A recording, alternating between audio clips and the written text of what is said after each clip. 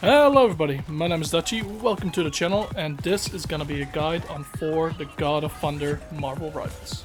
I'm gonna split this video up into 3 sections. The abilities, which will just be a quick overview over the abilities and how I use them. Second will be the combos that you can do with other heroes. And third will be some gameplays with some tips and tricks that I personally use in my own gameplay. Let's start off with the basic of basic abilities, Mjolnir Bash. This allows you to hit the target that's right in front of you, but it also gives you a very generous hitbox, which you can hit players with. If players are kinda grouped up to each other, you can also hit them all at the same time, dealing damage to all of them. If you are just using Mjolnir Bash to kill an enemy, it takes around about 6 hits to kill a 250 HP target.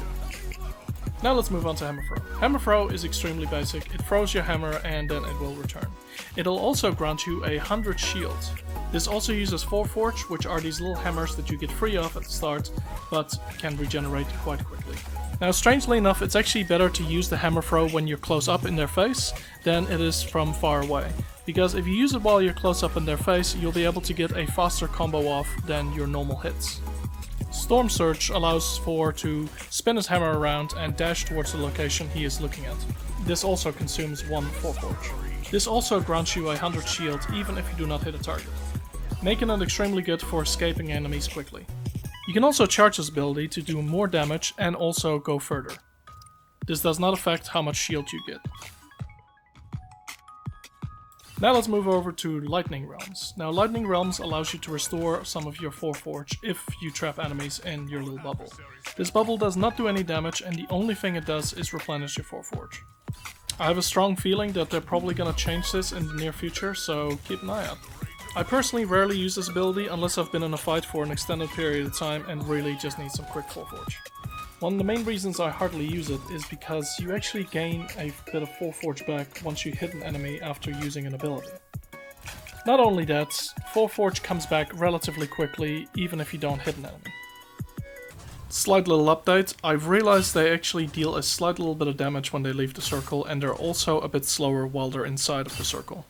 Now let's move on to the Awakening Rune. The Awakening Rune, once activated, allows you to go into an awakened state and lets you shoot out small projectiles. That deals some extremely good damage. However, this is only for a short time, and while you're in this state, you cannot use any of your other abilities. This does grant you 200 extra shield, however, it's not as good as you think.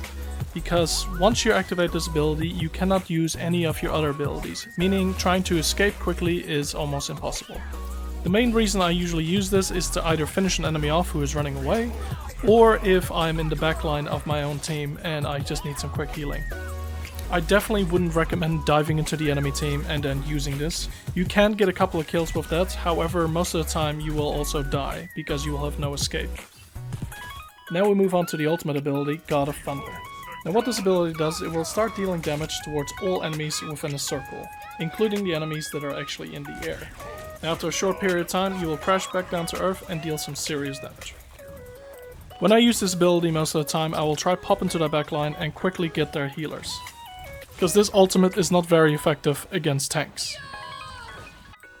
Now Thor has 2 hero combos. One is with Storm, allowing you to get an extra 100 health, and at the same time Storm will get a new ability, allowing her to shock multiple targets in an area. While I was recording this, I also realized that for some reason Thor doesn't seem to get an extra 100 health with Storm. I'm assuming this will be fixed relatively soon. There's also the combo with Hela, giving Hela an extra 15% damage and also allowing Thor to come back from the dead. Now the way you can actually come back from the dead is if Hela killed someone while you were in your down state, you immediately get resurrected on the spot. However, if you're still alive and Hela kills someone, you actually get granted 100 shield, which is extremely handy. This shield actually does also stack on top of the shields that you already have from your own abilities, so you can get up to 300 extra health. Now let's move on to some gameplay and let me explain to you what my mindset is with this. I started fighting the Groot for a little bit, thinking I might be able to get a kill, but the guys started getting healed and I know that it's probably time for me to back off. So instead of fighting Groot head on, I go straight into their back line. And what do I see? I see the healers all by themselves, meaning that I can get a free kill on one of them. Now the other 4 did actually realize what I was doing and starts countering me as much as he can. However, it's a little bit too late because I already got one of their healers. The Groot dies soon afterwards, and then we are able to quickly clean house with the rest of them. However, Thor does escape, the other healer doesn't. Now Thor doesn't necessarily need to get kills when he jumps into the backline. The main thing he's really good for in the backline is distracting the enemy, allowing your team to push forward. Now, obviously, if you do see someone that you can kill, go for the kill, but it is not your full job to go for kills. You are still a tank and you are meant to be there as a distraction more than anything. Your survivability with Thor is extremely insane because you can basically get 100 health whenever you want by using one of your abilities. Now let's move on to the next bit of gameplay. This one is a little bit odd, but I like it personally. I throw my hammer just to get a little bit of shield, using cover as much as I can. Then I move to the left to try still get cover and at the same time start dealing some damage. I kinda F up a little bit over here, but then I see an opportunity with the Punisher up top. Instead of me going for any of the other characters, I head straight over to the Punisher and get a quick clean kill. After I kill the Punisher, I realize Groot is all by himself in the front line, meaning that we can get an easy kill on him. I try and knock him back as much as possible into our team so they can deal even more damage. Then I move into my Awakening form to try and get some cheeky kills. Now it's always smart to actually throw your hammer just before you actually exit the door, so instead of you losing actual health, you'll lose a little bit of shield instead. Because let's be honest, a lot of the time the healers on this game still aren't the greatest. But that's alright because everyone's still learning. Now the best thing about this game right now is positioning, because positioning is key, and with the destructible environment that means positioning is even more key. The main thing is the Punisher had the high ground, which means that he definitely has an advantage at the beginning. However, I had the element of surprise because I was just using a little bit of cover to make sure he doesn't know exactly where I am. And by the time he realized I got up there, it was already too late for him. Now in this bit of gameplay, we were actually doing pretty damn horrible. They were wiping us left and right, and there was not much we could really do. However, you can do something when people are getting really cocky about it. For example, right here you can see that they're just wiping the floor with our team and they are getting way too confident in taking us down. Which means that they're starting to get kill hungry. And there's only one thing you can do when people start getting extremely cocky and trying to spawn camp you. You go for the cheekiest C9.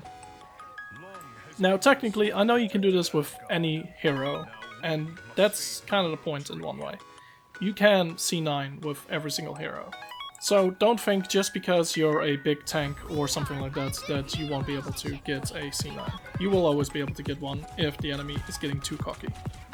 Now this next bit is me being in a bit of a big brawl. I try to use as many of my abilities as I can, and then I use my Awakening to try to get my ult a little bit faster. Now I do actually end up getting my ult, meaning that I can quickly pop it and pop into their backline, killing one of their healers. I notice the last healer, quickly take him out and secure us the win for the game. Now even while you're in a big brawl, don't always focus on the person that's right in front of you. Sometimes it's better to focus on the people who are behind the person that you're fighting, because that's the people they're trying to protect. Anyway, my name is Dutchy, thanks for watching, and hopefully I'll catch you in another episode. Bye!